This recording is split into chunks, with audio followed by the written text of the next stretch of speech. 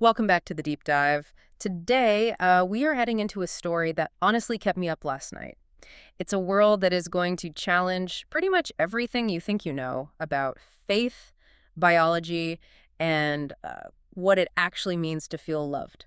It is definitely a heavy one today. We're looking at a novella called Oceanic by Egan. Right, and Egan is usually known for really hard sci-fi, like lots of math and physics. But this one, it felt different to me Yeah, it's a bit of a departure. because it asks this central, honestly terrifying question.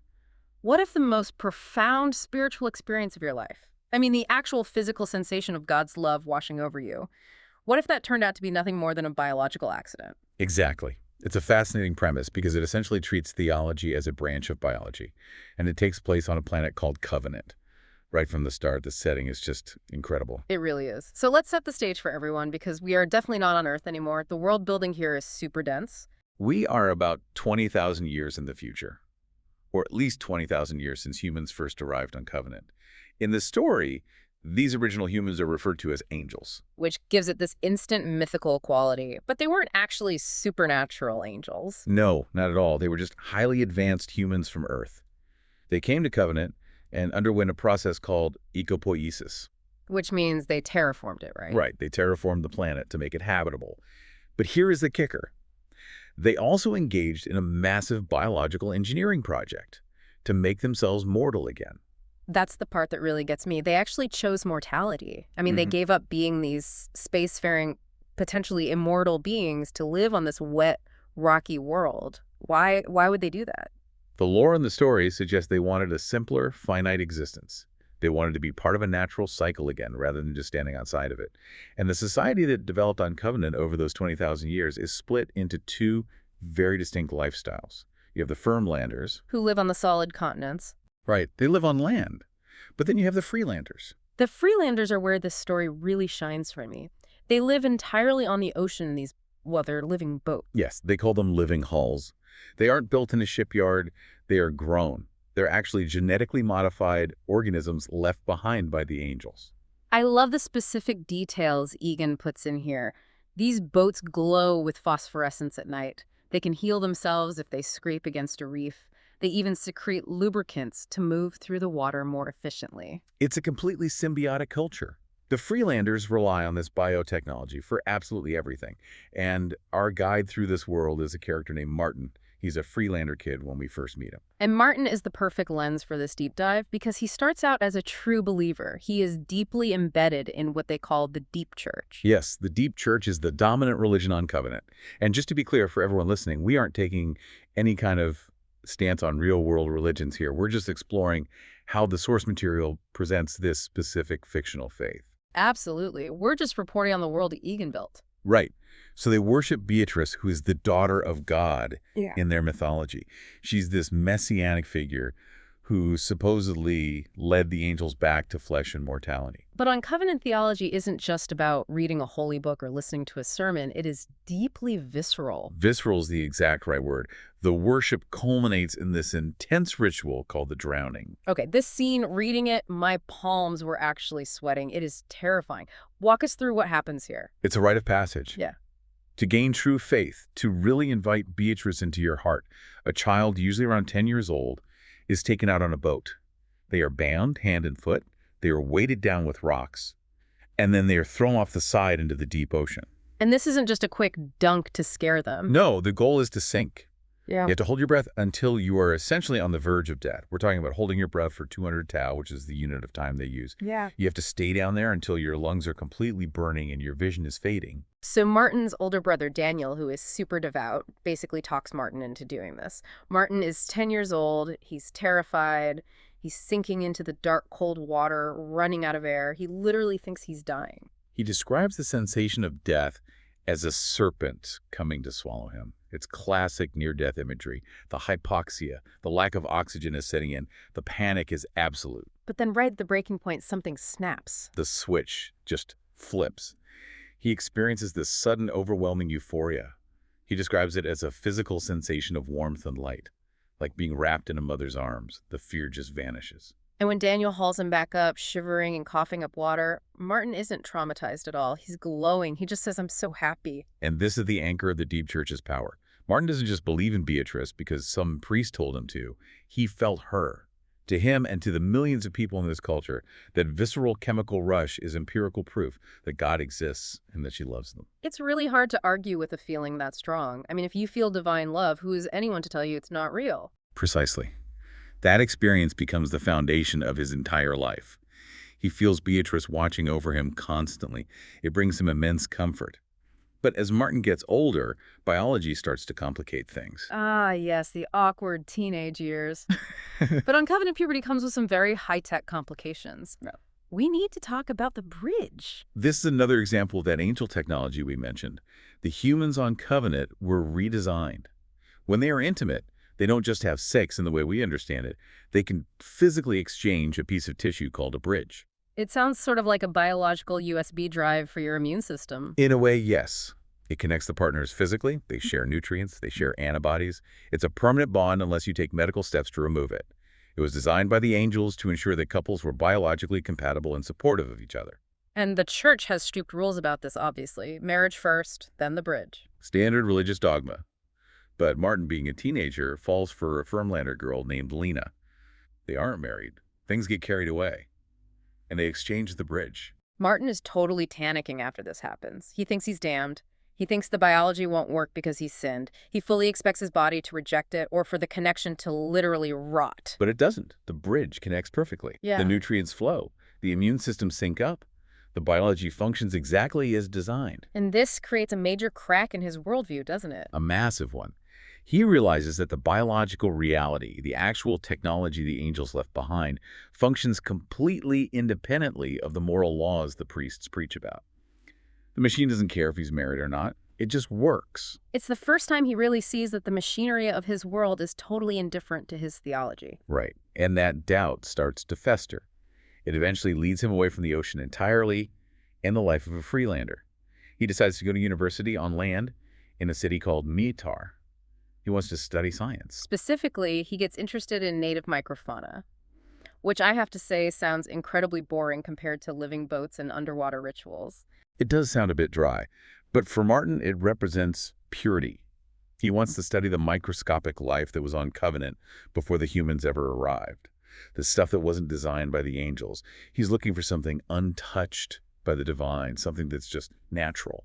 But while he's there, just burying himself in microscopes, tragedy strikes. His mother dies. This is a really pivotal moment for Martin's character arc. He rushes back to the boat, but he's too late. She's already gone. And his brother Daniel, the one who drowned him, the super devout one, is there.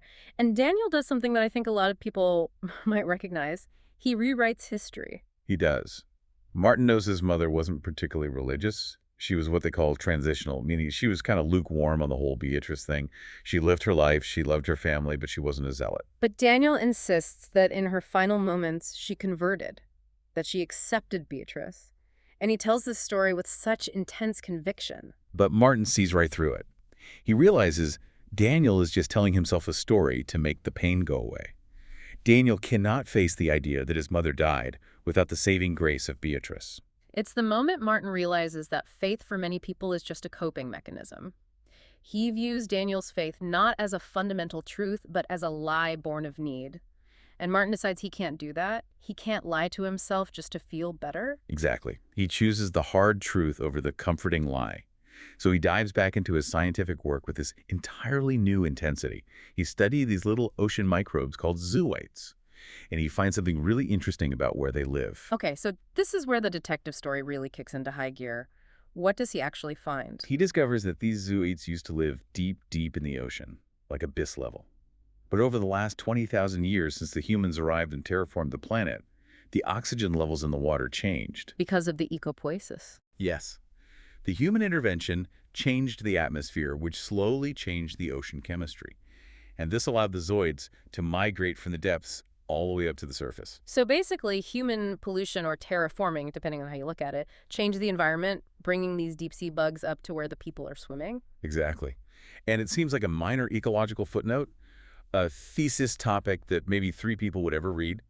migration patterns of zooies in the post-angel era. Until he goes to a conference in the city of Tia. The discovery at Tia.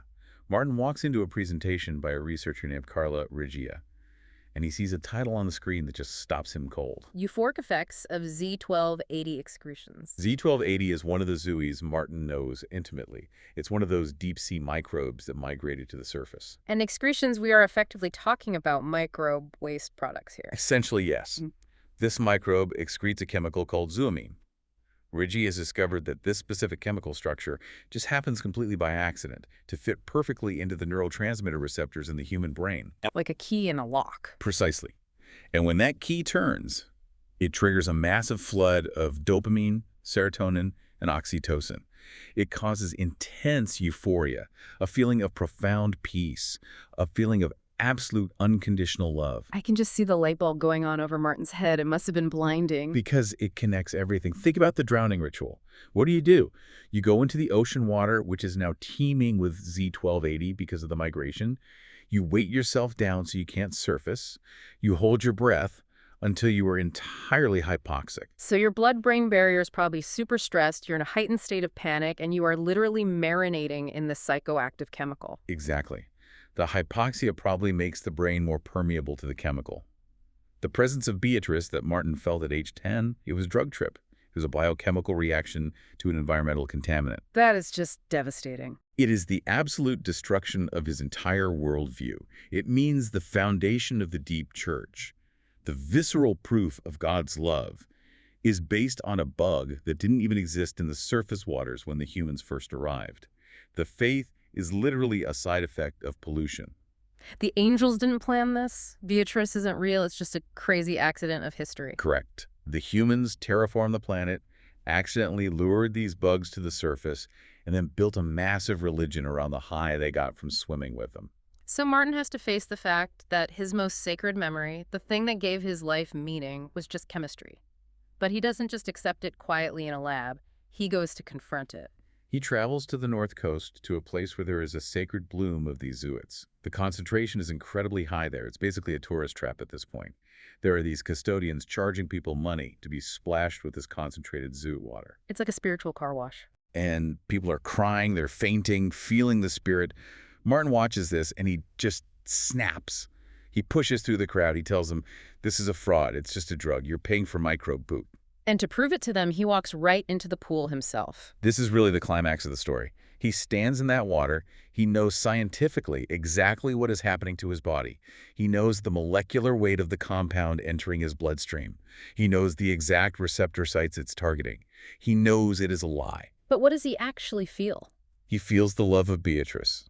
He feels that same... He walks out of that pool dripping wet, and he says something really intense to the crowd, right? He says something like, everything that makes your life worth living is a lie.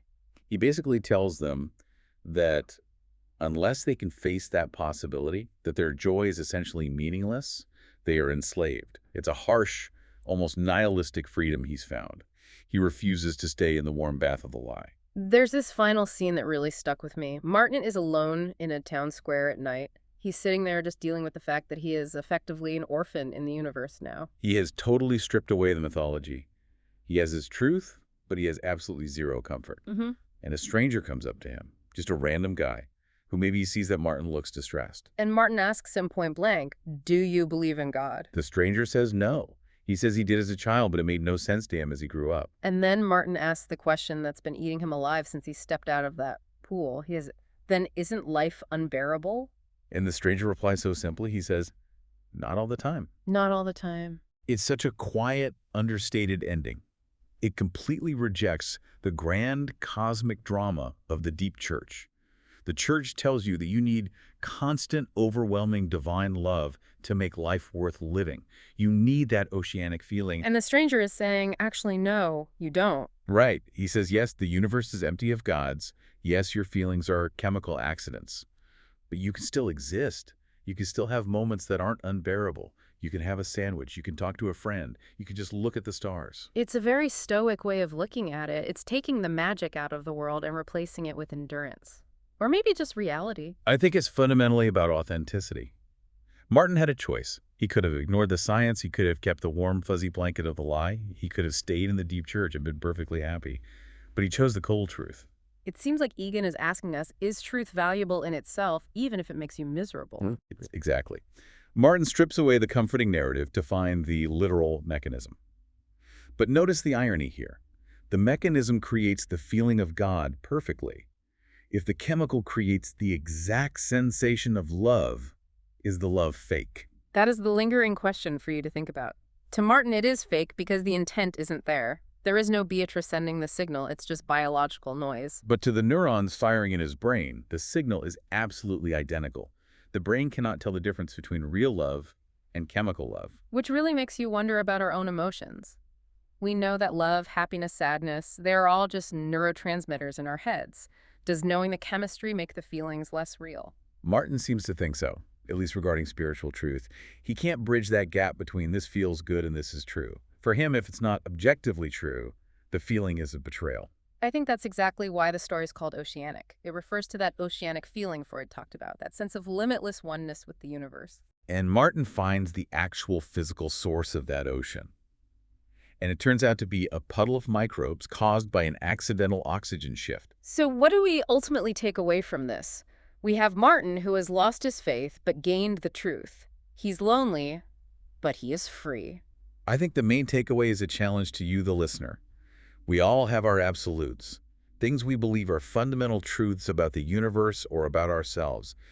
Egan is challenging us to put those truths under the microscope. It's the ultimate test of intellectual honesty. It really is. If you found out your deepest conviction, the thing that gives you the most comfort in life, was just a chemical accident, would you have the courage to let it go? Or would you stay in the pool? Would you stay in the warm water? Man, that is a tough one. I think a lot of us, if we're being really honest, would stay in the pool. I think so too.